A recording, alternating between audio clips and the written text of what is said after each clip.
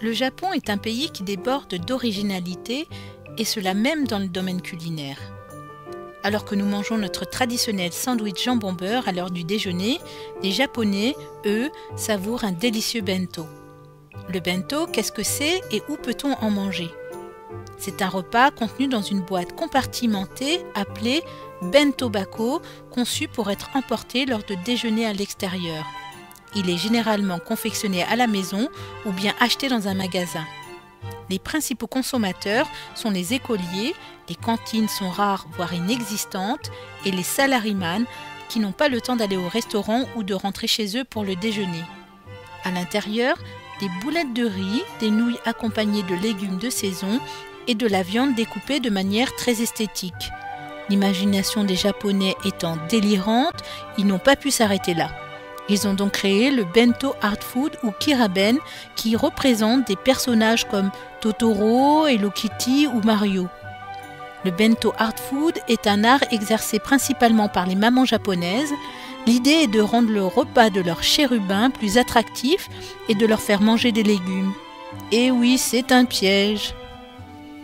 Si le bento apparaît au XIIe siècle, ce n'est qu'à l'ère Edo qu'il prend sa forme actuelle pour être dégusté au théâtre Kabuki ou lors d'un pique-nique sous les cerisiers en fleurs.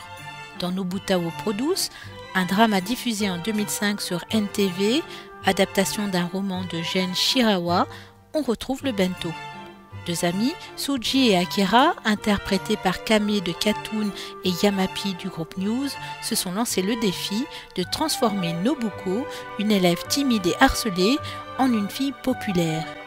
Suji adore manger et chaque midi, il déguste avec ravissement le bento que lui prépare Mariko. On finit même par le soupçonner de ne l'avoir que pour ses talents culinaires. Le vilain. Nobuta, toujours dans le but de gagner en popularité, participe à une émission diffusée par le club de télé de son lycée. Elle goûte et commente les bentos de ses petits camarades et de ses professeurs. À Paris, Asbento, rue Thérèse, dans le quartier de Sainte-Anne, vous permettra de découvrir l'art ancestral du bento pour 8 €. Derrière une longue vitrine, 3 petites japonaises composent le plateau de votre choix. Pour moi, porc pimenté, riz cuisiné avec 5 assortiments, kimchi, haricots verts au sésame, champignons, salade de radis et pousses de soja et en dessert, une salade de fruits.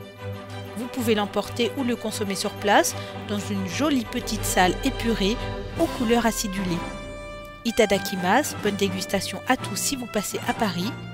Vous ne trouvez pas de bento dans votre ville? Lancez-vous dans la confection de bento. Le site Bento & Co propose un assortiment d'accessoires. Il ne vous reste plus qu'à vous mettre au fourneau.